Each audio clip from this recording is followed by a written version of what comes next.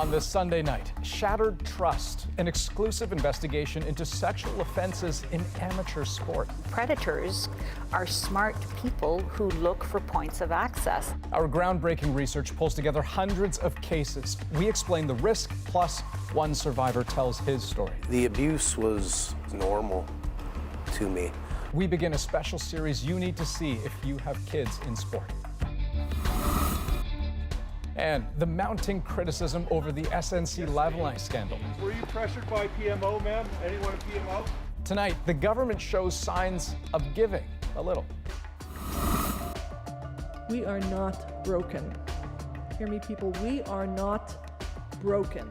Plus, a healing vigil for Toronto's gay village to honor the men murdered by serial killer Bruce McArthur. After years of strain between police and the community, could tonight be the beginning of a turning point? This is The National.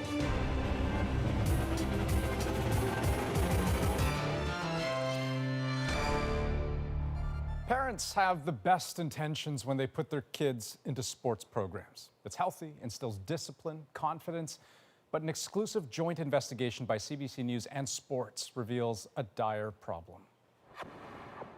A startling number of coaches in children's sports have been charged with a sexual offense against a minor. Their victims number in the hundreds, and no sport seems immune to the threat of predators. Hockey, judo, swimming. For the first time, we've gathered the numbers from court records and media reports across the country. They show that kids have long been at risk for decades, and the system has failed to protect them. Later in our program, you're going to hear from a victim still haunted by his childhood abuse. And we'll tell you how the special investigation is already getting the attention of the Federal Minister of Sport and the Canadian Olympic Committee. But first, the CBC's Jamie Strachan lays out what we know in Shattered Trust, sexual offenses in amateur sport. In sports, the rules are often defined by a series of lines. Lines in the pool, on the court, and in the arena. This is about coaches crossing those lines. CBC examined thousands of court records across the country, spanning 2 decades. During that time, 222 coaches were convicted of a sexual offense against a minor, often involving a player they coached. Those convictions involved more than 600 victims. It's like sport gets away with a lot because it's sport. And people think, well, I don't understand sport, so maybe we shouldn't be asking there. You know, so sport is a different world.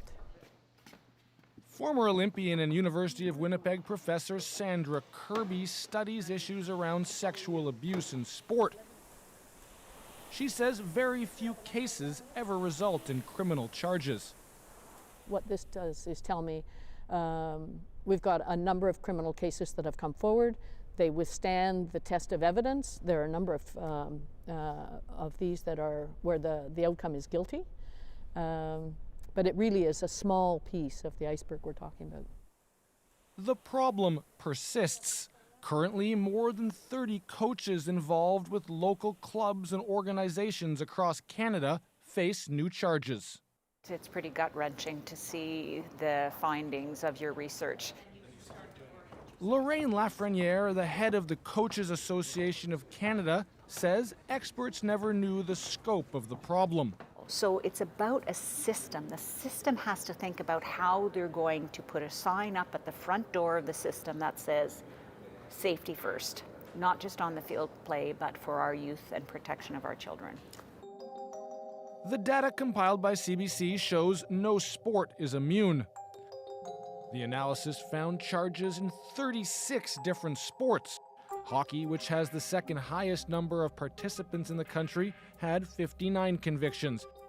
Other sports with high participation rates in Canada include soccer with 40 coaches charged and 27 convicted, basketball with 15 coaches convicted, martial arts sports with 13, and swimming with 15. That, to me, points to the sports system needing to think about the sports system as safety and not saying, oh, no, that's over there in hockey, or no, that's over there in gymnastics or alpine. It's about the system. Predators are smart people who look for points of access. Things were supposed to be different. 20 years ago, the case of notorious junior hockey coach Graham James and his serial abuse of multiple players was supposed to shine a light on the issue of coaches abusing their players. But the data compiled by CBC shows that in the last 20 years, the problem continues. National sport organizations have struggled to implement clear, uniform rules for all parents, athletes, and coaches to follow. Grassroots clubs and organizations have had an even harder time. Experts say parents need more transparency around problem coaches in children's sports. I think we need a national registry, and I think sport organizations also need a list. People get very afraid about this. There's been very little compliance and very little effectiveness in terms of sports actually doing a good job of this kind of work. Currently, no national or provincial sports organization provides local clubs and parents with a public list of banned coaches and the reasons for their ban. Okay, so Jamie, a lot to take in there. And I suppose we should underline that the actual number of abuse cases could be much higher because lots of cases go unreported. Your investigation involves only those cases where there are criminal charges. Yeah, these are criminal charges, criminal convictions. So what kind of sort of centralized guideline set or rule set is there to prevent this sort of abuse from happening? Very little in this country. The top of the sports system, the national sports system, some very good, some very robust rules, but their focus is really on putting people on podiums, getting a uniform set of rules down into the grassroots where these cases that we're talking about happened. Very difficult in Canada, so it's been left to the clubs to kind of develop, implement, and enforce their own rules for the most part. So different spots of the country, different sports, different rules. And this is just the start of the investigation. It's going to be rolling out over the course of the week. What kind of a reaction have you been getting so far, though? We've heard from Canada's Sport Minister, Kirsty Duncan. She called the investigation heartbreaking. Also heard from the Canadian Olympic Committee and from the Coaches Association of Canada, who this week will be introducing a series of safe sports summits aimed at harmonizing the very rules we're talking about. Okay, we'll be watching. Jamie, thanks very much. Thank you. And a bit later, Jamie will have the story of a former figure skater, outstanding young athlete, but who suffered years of abuse at the hands of his coach. It drove him from the sport he loved. And that's the hardest thing is, like I said, I never got a chance to find out what might have been. I never got the opportunity to reach my potential. It could have been a lot different, you know. That story in about 25 minutes' time. Okay, to Ottawa now, where criticism of the PM is piling up. Justin Trudeau denies the allegation that his office pressured his former Justice Minister into going easy on a Canadian construction firm facing criminal prosecution. But Jody Wilson-Raybould, the minister in question, won't go that far, saying only that client solicitor privilege prevents her from speaking. Not good enough, says the opposition. Salima Shivji explains. This is a yes or no answer. Which is it? After days of pointed questions. Hi, Minister. What's your reaction to the Globe and Mail story today, please? I don't have any comment. Were you pressured by PMO, ma'am? Anyone PMO? And not a lot of answers. Today, more pressure from the leader of the opposition Conservatives. Andrew Scheer is demanding the Prime Minister let former Justice Minister Jody Wilson-Raybould speak about the exact nature of her discussions with the Prime Minister's office on the criminal charges SNC-Lavalin is facing. In a letter, Scheer says Canadians deserve answers on this matter. He calls on Justin Trudeau to immediately waive solicitor-client privilege. And the letter goes on to say if Trudeau does not, Canadians can only conclude that there is something he's hiding. The Liberals have said the allegations of any undue pressure are false, but the opposition has succeeded in forcing the House Justice Committee to meet this Wednesday to decide whether or not to investigate further. The committee's chair, Liberal MP Anthony Housefather, says it's perfectly natural for the Prime Minister's office to talk to the Justice Minister. Real question is whether those communications allegedly crossed a line where direction was given or pressure put on the Attorney General. And if the committee were going to investigate anything, I think it would be that very confined question. The issue will go to a vote the Liberals could carry. They simply have more members on the committee. The committee will have to determine whether a partisan House of Commons committee, which the Justice Committee is like any other committee, would be the proper venue for such an inquiry. A senior source told us today the government hasn't yet decided whether it will waive privilege. They're waiting on advice from the Attorney General David Lamette's office, worried that waiving privilege could jeopardize the criminal case against SNC-Lavalin. If they refuse, it will only invite more questions. Salima Shivji, CBC News, Ottawa. Now, it's important to note just how potentially high the stakes are here for the company and for the Prime Minister. First, this is an election year, but SNC-Lavalin as well has every reason to want to avoid more legal trouble. The World Bank has already banned SNC-Lavalin from bidding on projects it funds, citing misconduct over a bridge project in Bangladesh. Then there's Libya, when then Prime Minister Paul Martin shook hands with then dictator Muammar Gaddafi in 2004. SNC-Lavalin's CEO was in tow, signing contracts. The RCMP alleges the company offered $47 million in bribes to the Libyan regime. If SNC were to be convicted of the corruption and fraud charges it faces, it would be banned from federal contracts for a decade, a devastating blow to its business. And Canada's economy would also take a hit. SNC-Lavalin employs nearly 9,000 people across the country. Well, now to a very different kind of scandal, the one involving Amazon billionaire Jeff Bezos and some X-rated photos. Bezos has accused the National Enquirer of blackmail. But today, as Paul Hunter reports, the lawyer for the tabloid's owner fought back. First came the, for some, irresistible headlines. Then, last night... So, Jeff Bezos' penis. What do you think it's going to look like? The evidently equally irresistible send-ups on late-night comedy. Eugene, your thoughts? Well, as a journalist, this was not something I ever thought I'd have to cover. But as a human being, I'm naturally curious. But, says Jeff Bezos, richest man in the world, now taking on the king of the gossip tabloids, forget the salacious stuff and consider his serious allegation that the National Enquirer tried to blackmail him over his affair with former TV anchor Lauren Sanchez. Says Bezos, the paper threatened to publish explicit photos it had acquired unless Bezos backs off and states publicly the paper's coverage of his personal life was not politically motivated. It absolutely is not extortion and not blackmail. That's Elkin Abramowitz, lawyer for David Pecker, who runs the Enquirer's parent company. Pecker is also close friends with the president and has a history of coming to the aid of Donald Trump.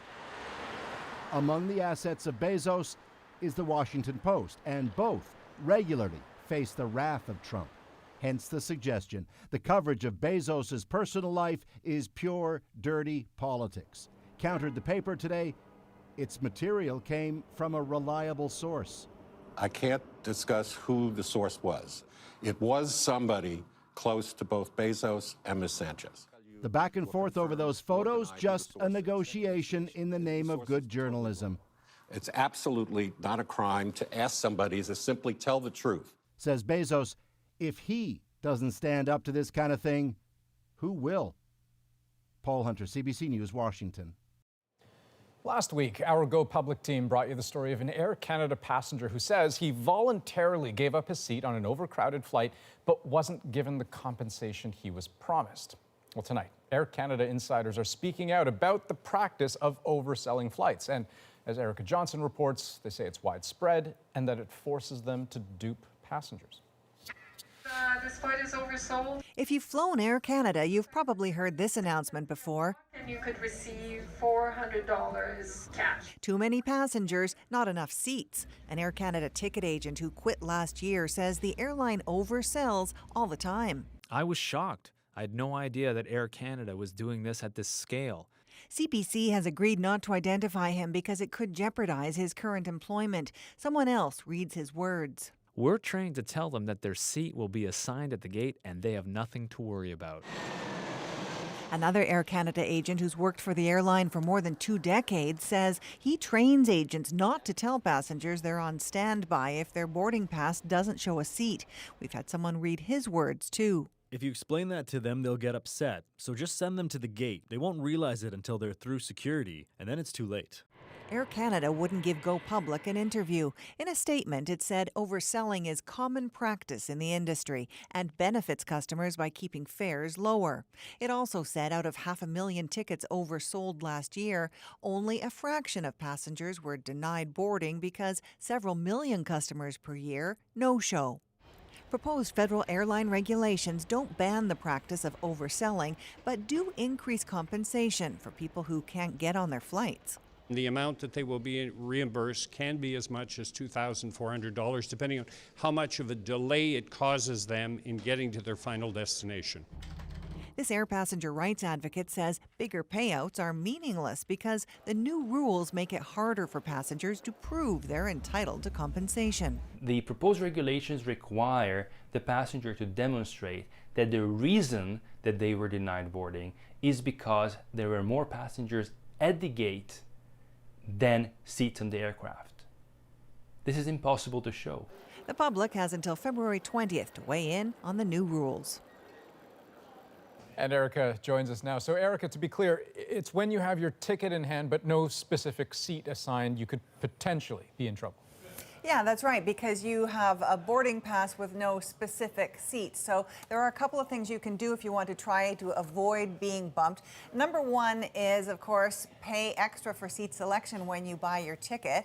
If you balk at that idea and you're willing to take a risk, you can always check in online 24 hours before your flight takes off. No charge, you can book a seat then. And of course, it never hurts to check in early at the airport. Okay, but there are other airlines, right, where you don't run into this problem at all? Yeah, in terms of overselling, we checked with WestJet and they say they have a policy of never intentionally overselling a flight. Porter does oversell as well.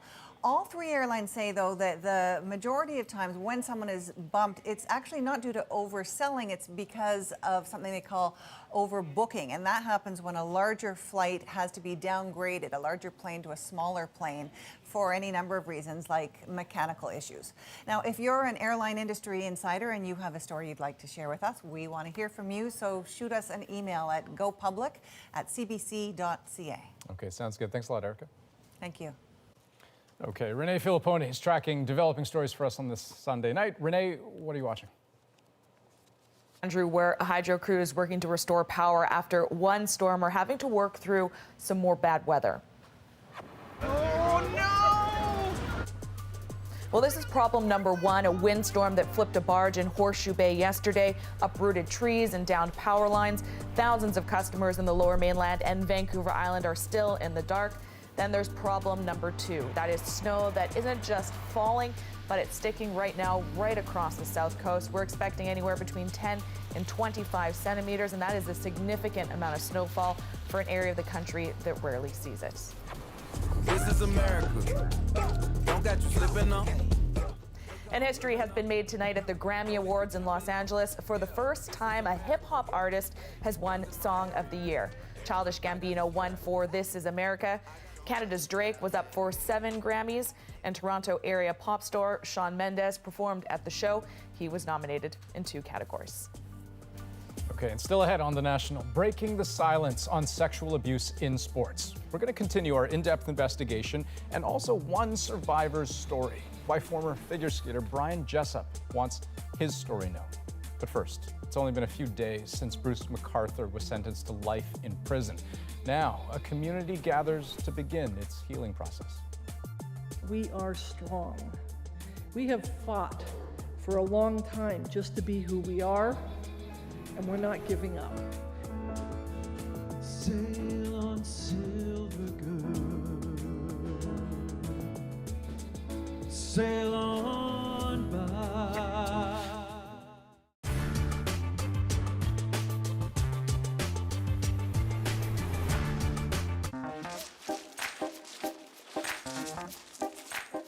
So what kinds of stuff did you find here on the beach today? I found like garbage bags, like bunch of granola bar plastic. wrappers, Water bottles, tissue paper.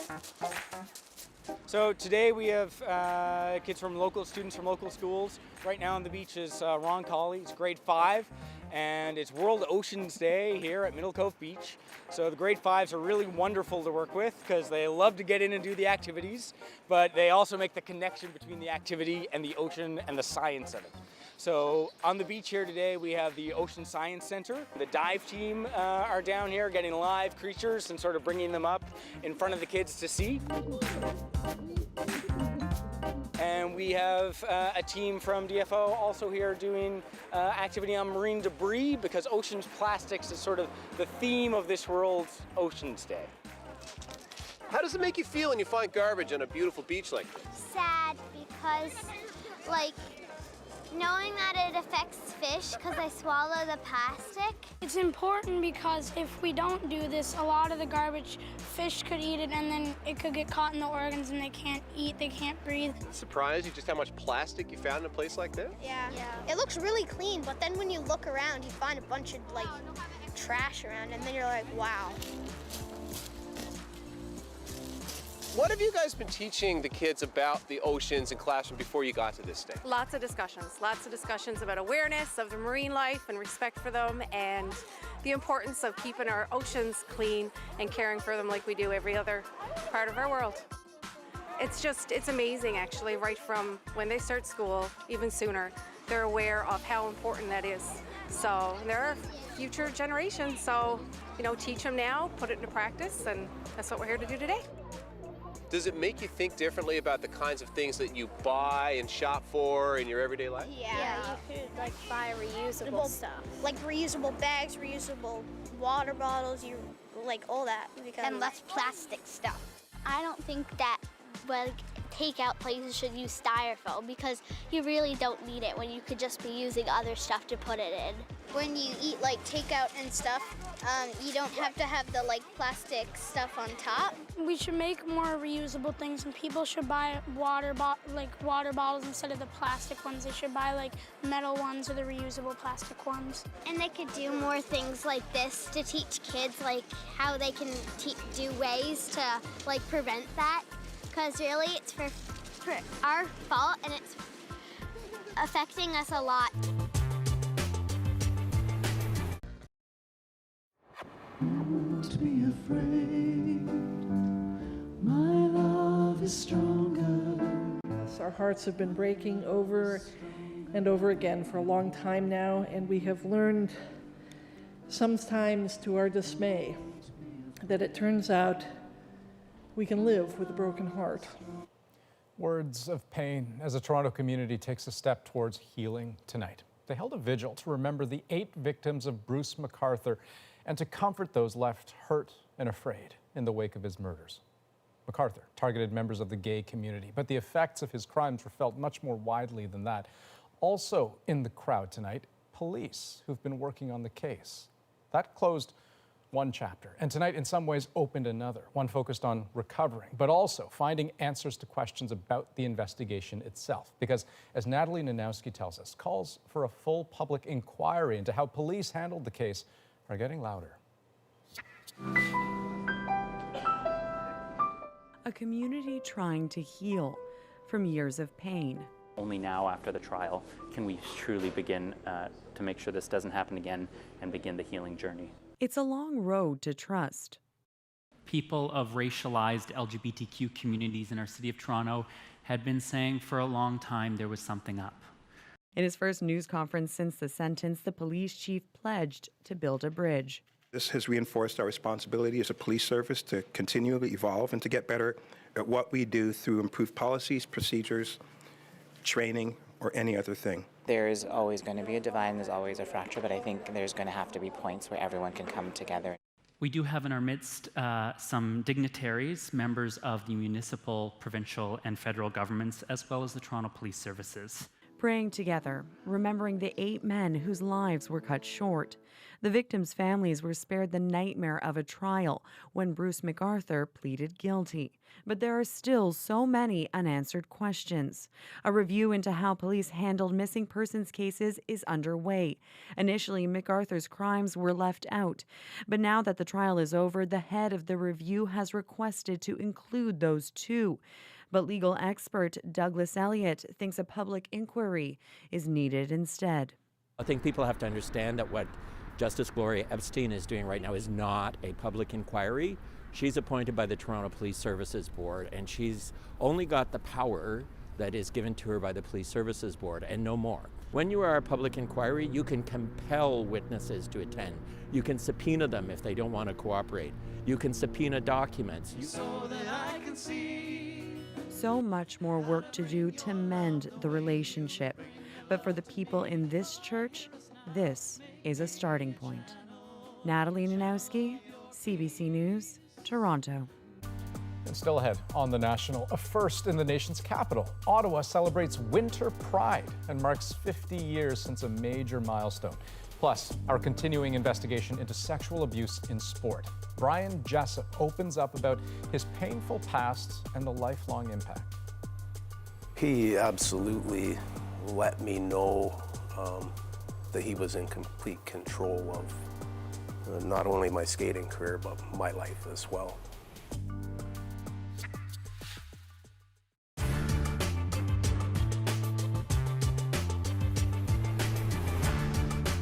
In 2017, Canada aimed to accept 300,000 new permanent residents to the country. But who are these new permanent residents and how do they come in? So here's how immigrants and refugees are admitted into Canada. First, it's important to note that immigrants and refugees are not the same. An immigrant is someone who chooses to settle permanently in another country.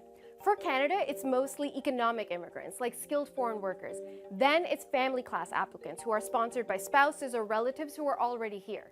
Now, a refugee, on the other hand, is someone seeking protection outside their home country. Some may be escaping war zones. Others might be in danger because of their religious or political beliefs or because of their sexual orientation. So, how does Canada screen all these new permanent residents? Well, Canada's Immigration and Refugee Protection Act says all foreign nationals must be screened to protect the health, safety, and security of Canadian society.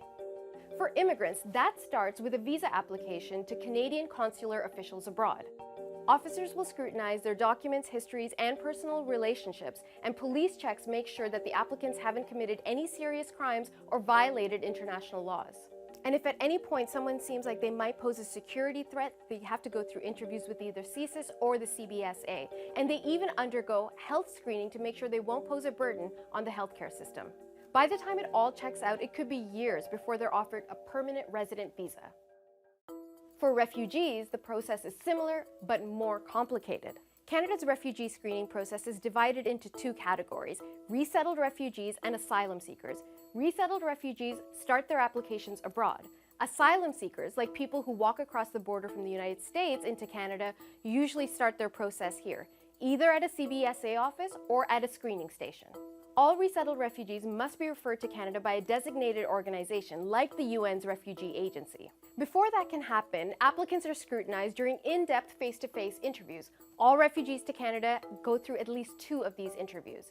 Identities are confirmed using biometrics like fingerprinting and facial recognition. Travel histories are cross-checked with international partners, and the names are run against databases of known or suspected terrorists, spies, and war criminals. Then CSIS, the CBSA, and the RCMP can screen even further. Only after all of that can a person be granted refugee status to come to Canada. And remember, many applicants won't find a permanent home in Canada even if they are granted temporary asylum.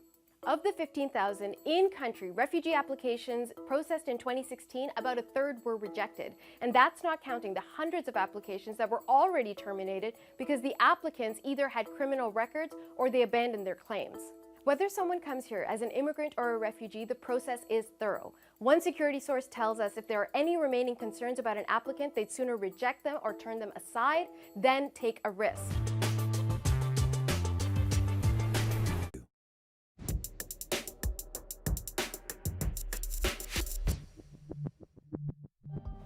David Brubaker has been one of Canada's top elite gymnastics coaches, Olympic level. But he's also charged with sexually assaulting and exploiting an underage girl who trained with him for years. This week in Sarnia, Ontario, a judge will give her verdict. And if Brubaker is found guilty, it will hardly have been an isolated case. An exclusive joint investigation by CBC News and Sports has pulled together some worrying numbers. As we said at the top of the show, over a 20-year period, more than 600 Canadian children have been sexually abused while playing or training in organized sports. And those, I will underline, are only the cases we confirmed from the public record involving criminal charges. These victims, we rarely hear from them because their stories are almost always shrouded by publication bans. But former figure skater Brian Jessup went to court to have his ban lifted. The CBC's Jamie Strachan met Jessup near his home in Ontario. Here's the next chapter in our investigation, Shattered Trust, Sexual Offenses in Amateur Sport. You're smiling in the picture. Yeah. You look like someone who loves skating. I loved skating. It's a great photo. Yeah. This is the Burlington Figure Skating Club, I believe. So how old did you? Would have been, I'm going to say grade 6 or 7. That would have been right around the time that I started training with my new coach. Brian Jessup hardly ever looks at these pictures. They're from a chapter in his life he spent years desperately trying to forget.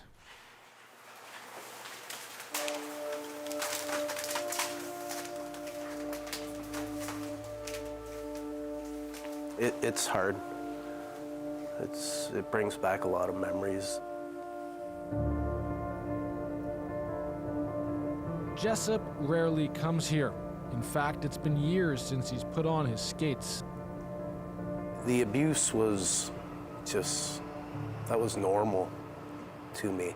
I had, it started at such a young age that I had no previous prior sexual encounters or anything like that with anybody ever, right? Jessup was 12 years old and one of the top skaters in Ontario when he met coach Kevin Hicks. Hicks would go on to abuse Jessup for the next 6 years, altering his life forever. It was very slow. Looking back, he realizes how vulnerable he was. His father was an alcoholic, his mother wrestling with mental illness. You know, he made me feel special because he took me on vacations, bought me nice clothes to wear. I didn't come from a family that had a lot of money.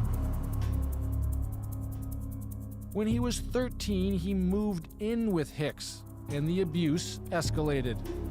He absolutely let me know that he was in complete control of not only my skating career, but my life as well.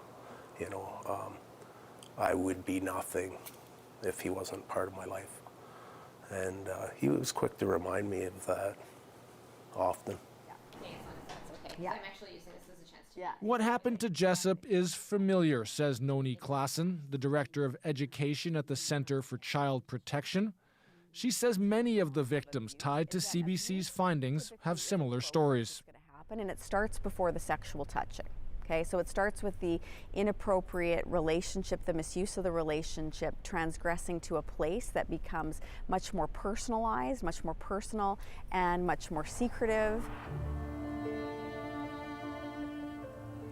Like looking back on it, there had to have been people close to me in my life and in the figure skating world that had to have some, at least suspicion that maybe something was going on. I mean, I was with this man, like I said, 24 hours a day.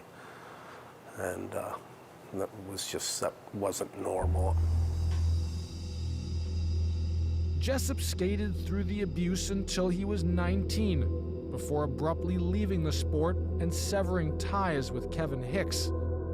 For more than 20 years, he didn't tell anybody about what had happened, the secret nearly destroying him. I got to a pretty dark point in my life. I was, abusing alcohol and drugs on a daily basis, so I wasn't a probably pleasant person to be around. And I always had hatred towards him for what he had done, and it just got to the point where I blamed everything wrong with my life on him. It took years before Jessup would tell police, which is a common thing for victims of childhood sexual abuse. And that takes an unbelievable amount of strength and courage to be able to do that, because the impact of this type of abuse on a child is incredibly corrosive. And that impact is something that extends with them throughout their life, and it extends way beyond their time and experience in the sport. Kevin Hicks was convicted of sexually assaulting Jessup and another young skater whose name remains protected by a publication ban. Hicks was sentenced to 4 years in jail, but released after less than a year. So it wasn't the justice I had initially was seeking, but it was very empowering for me to see him as a defendant in the court of law, and I was able to tell in detail actually what pain and suffering he put me through. Jessup says talking about what happened to him is central to his recovery. Yeah, I look at these and I seem so young and innocent. He's sober, employed, and happily married. A large dining room table fills a room in his home, space for his large, supportive family. And for the first time in years, Jessup is talking freely about his past. Yeah, every kid wants to be great at something, right? And that's what I was great at. I believe in my mind that I could have been the best in the world.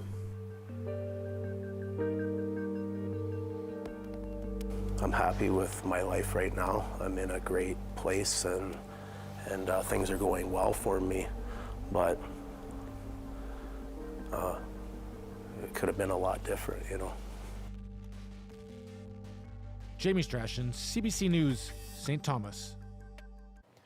We expect the numbers our investigation revealed will prompt questions. So we're bringing together a panel of experts later this week to help answer them. Whether you're a parent, an athlete, coach, or a club administrator, we want to hear from you. And you can submit your questions about overcoming sexual offenses in amateur sport to thenational@cbc.ca. Also, tomorrow, right here on the program, we're going to continue our series, Shattered Trust. Amateur gymnastics in Canada has been rocked by criminal charges against coaches, but predators can be awfully hard to spot.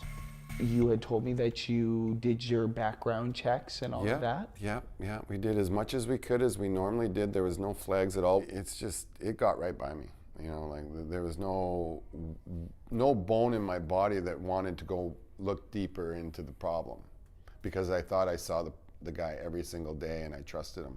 You thought you knew him? I thought I knew him, yeah. It breaks my heart that there are kids who are hurting.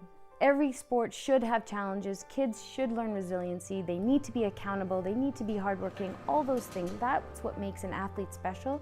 They don't need to be degraded. They don't need to be beaten down. They don't need to endure inappropriate behavior ever.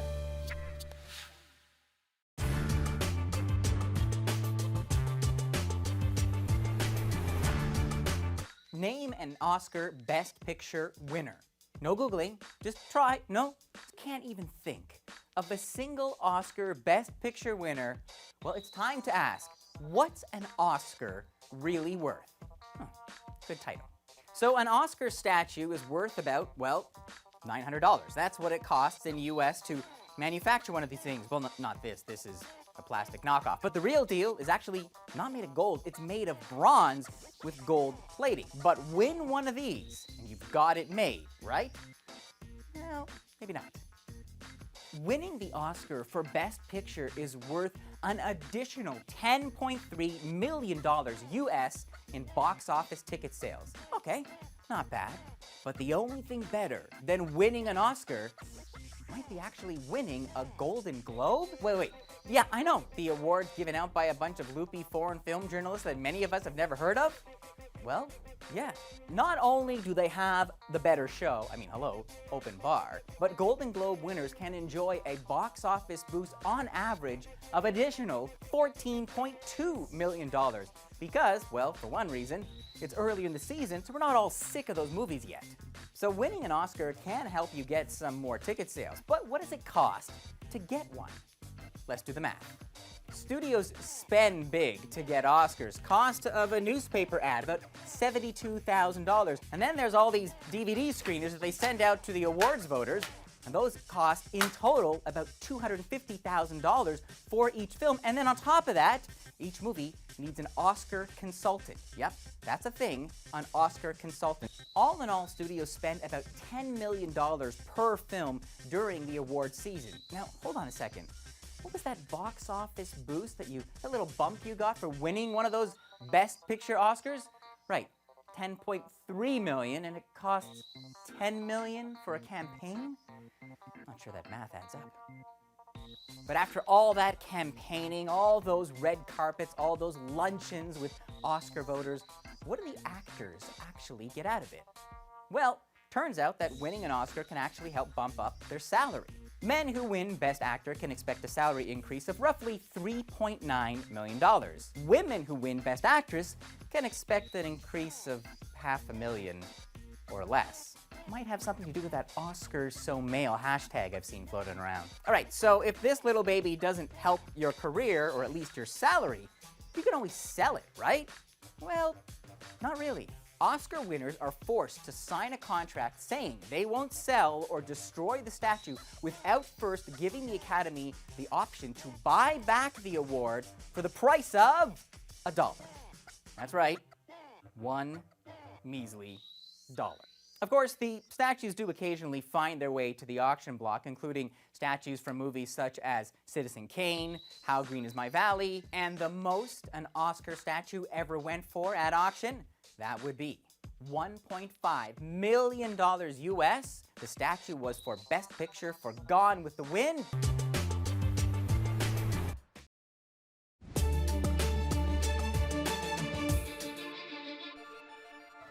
Welcome back. Some of the stories we'll be watching on The National this week.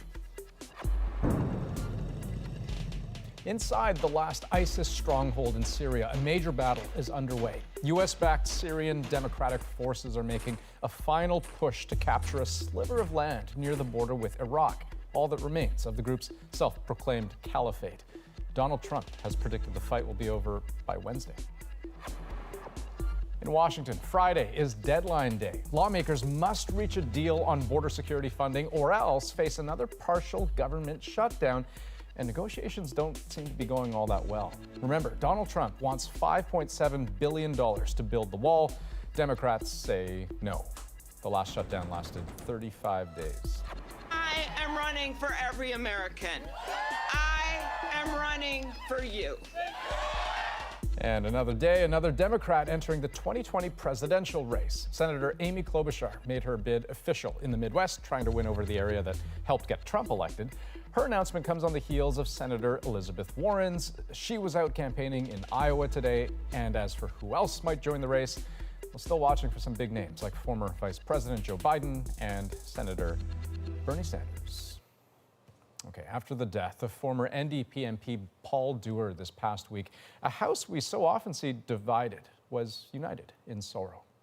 Let us heed Paul's final message to us. He said, "Let's embrace each other in these days of cynicism and doubt." In the Stoics' stillness of my journey, I have found my way to peace. We are best when we love and when we are loved. It is clear this week that Dewar was loved and appreciated by many, something that went well beyond party lines. And you heard some of his final words there, but there is much more. When he came forward with his cancer diagnosis months ago, he spoke to Rosie about facing death and embracing the time he had left. So tonight, we wanted to give you a second look at that interview. Good to see you. Good to see you, Rosemary. Let's start by how this came about, Yeah. like how you found out. Well, it was actually on February 8th, I went to the Ottawa Civic Hospital because my left arm was giving me a lot of pain. It was very heavy, and Julia said to me, Your wife? Yes, my wife Julia, said, I think we need to get that looked at. And initially thought maybe it's something to do with my heart, a stroke, maybe some pulled muscle. And I had been out for a very long skate, thought it was just maybe an injury, but Because you're a really fit, athletic guy. I run, Yeah. I skate, I'm very active. And so I went into the hospital, and long story short, they did some CT scans. And it just so happened I took my left arm, put it over my head because they were scanning the left arm. And when the results came back, they found a tumor on the right side of my brain. And Like they weren't scanning your head. No, it was just a complete coincidence that they found it. And you know, some days I think, thank God they found it. Other days I think maybe if they hadn't, I wouldn't have to be dealing with all this. But what happened then was quickly they did a diagnosis that it was a brain tumor. And on February 14th, so just a couple of days later, I had awake cranial brain surgery, which means that I was awake. And I had an amazing surgeon. I joked with my kids. I said, "You can brag that your dad was operated on by Drake, because Dr. Drake happens to be the name of the surgeon." So that was kind of fun. But it happened so quickly. And it was a big shock, and obviously it changed the way things were going in my life. You only told people though that it was this terminal kind of cancer this week. That's correct. Were you worried about saying that out loud? We were, and I'll be honest with you, we had thought of being public earlier, and I've always been very open, and when we had the diagnosis, we made sure that everyone in our family was part of that. So Nathaniel and Jordan, my two sons, the surgeon asked us, do you want them to be here when we give you the news? And we said, absolutely. And it was a difficult decision because I thought, well, how far did we go with this? But we knew at some point that was going to become public. And so you are a public person. Well, and people were aware of what was happening. Did you think of Jack? Yeah. I mean, you know, yes.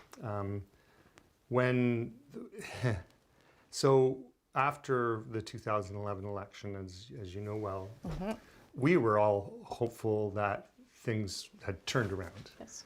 And then we got that news, and it shook all of us to the core.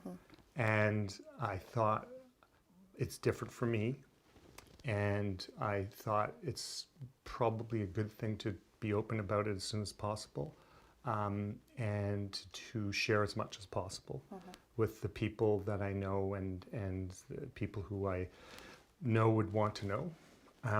And so, you know, I learned from his experience, and certainly, yes, he's been on my mind a lot lately.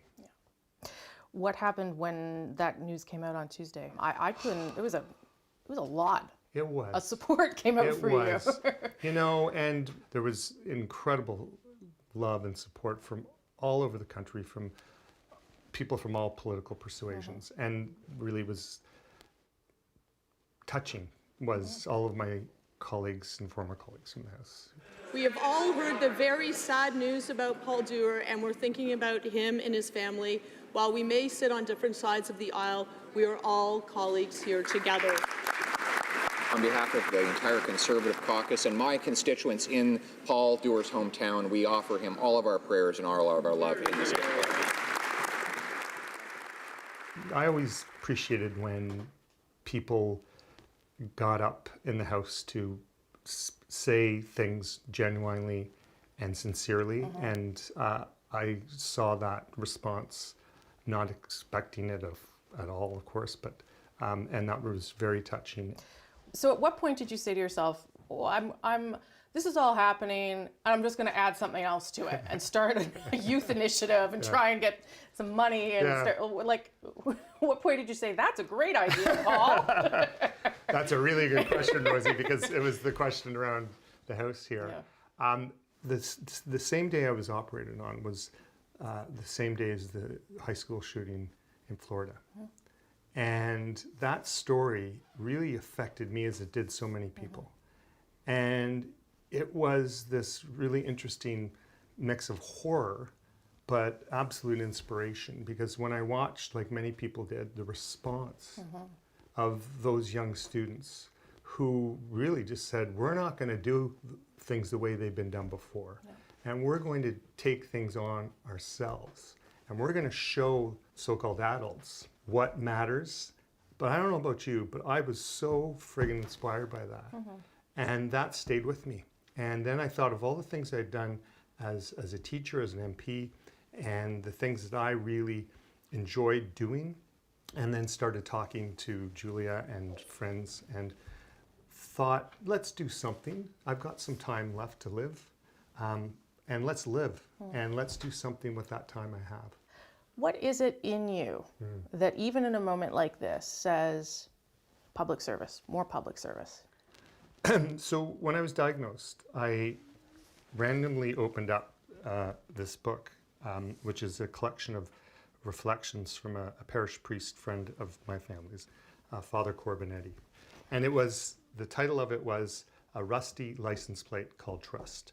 And the first part of that reflection was, the real meaning of the word crisis is turning point. And when we have these turning points in our life, when we have loss, when we have pain, we have an opportunity to take that point and do something with it, that turning point. And I just took that and thought, this is a turning point in my life. What am I going to do with it? And I just thought, this is actually, and this is going to sound strange, but this is it's a gift that's been given to me to do something with. And so when I saw my mom, Nathaniel and Jordan, and thought about them, I just decided that, this is their youth, they're young guys, and I see what's happening in the world. I thought, let's do this. There was a quote in I think it was the Ottawa Citizen article that struck me. I think it's from your pastor, who said, you face death and walk back into life. It's so true. I had never heard that before. No, and it's Brian Cornelius, who's a minister who's been helping me through this journey. And he said, first of all, when the diagnosis, and he said, well, I'll give you my best, summation from someone who's a pastor. And he said, this sucks. Which is what my son Jordan said too. And I said, you went to how many years of seminary school or ministry to come up with it, but he was right. But then he said to me, what you're really dealing with is what you're having to do is to face death and walk back into life. And I know we've all in our culture talked about the fact that death is going to happen, but we also avoid it when we can, right? Yeah. And I've held on to that because it's so true. And that's the gift part. I mean, we all are going to die, right? And so it's a matter of what we do with this life we have. And so Brian's point was that that the timeline's maybe a little earlier than you might have thought. But you now walk back into life and you can decide how that's going to work. It's a beautiful way of thinking about it. It is. It really is. Yeah. And it's been so helpful. You've got, this legacy piece that you're trying to get in place. Yeah. You're spending time with your friends, your family, you're visiting your colleagues. What is the thing that you want a little bit more of? I really would just like to have more time with those two guys and Julia. And if I could steal more of that time, and I hopefully will, that's what I want. Thank you. Thanks, Rosemary. Nice to see you. I appreciate it very much.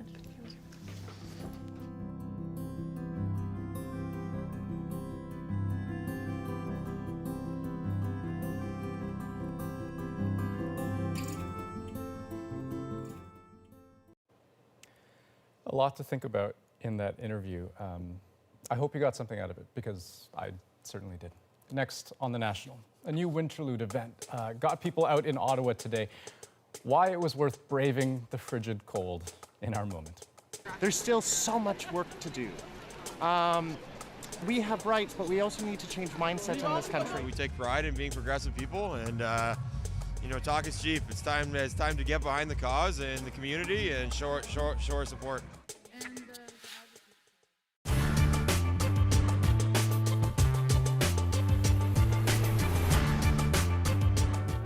The World Wars, Korea, Vietnam, wars far removed from Canada's First Peoples. White man's battles, some said, on battlefields in foreign lands. But the wars reached into Indian, Inuit, and Métis homes across the country. Aboriginal men and women volunteered in the thousands. Many sacrificed their Indian status to do so.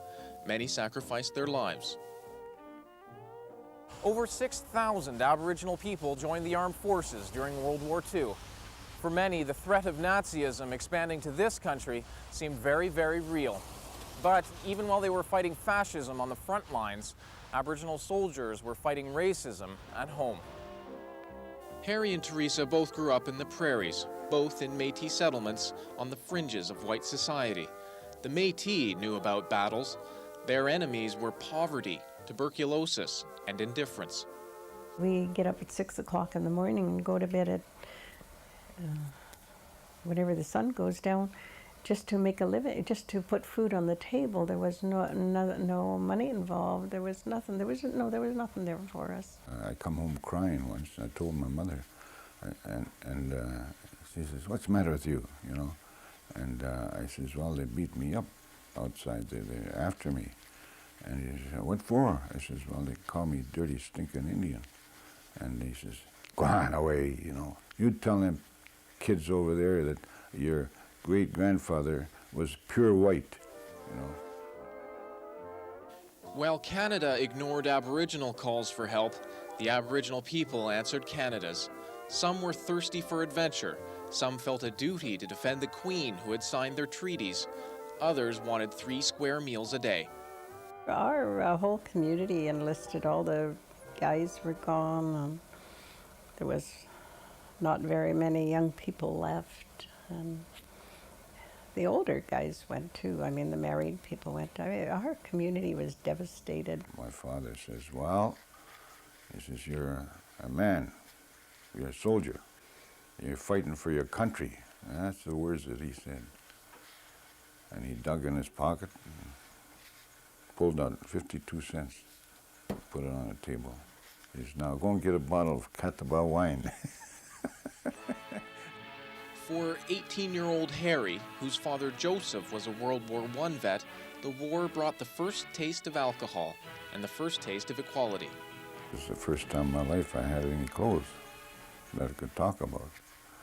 So, they give me boots, and they give me soap, and they give me a towel, and all them things that help us every day. Teresa's brother, George Dion, enlisted immediately. When Teresa signed up, 18 years old, she didn't want anyone to know she was Métis. If you told anybody you're a Métis, that you weren't accepted into their circle, and we always strive to be accepted, of course. Teresa served in the Women's Corps, posted in Alberta. Harry went overseas, spent 2 years in England.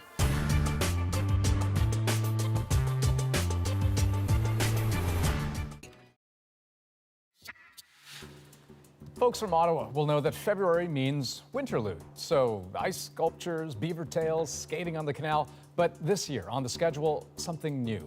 A winter pride parade to commemorate 50 years since laws criminalizing homosexuality were loosened.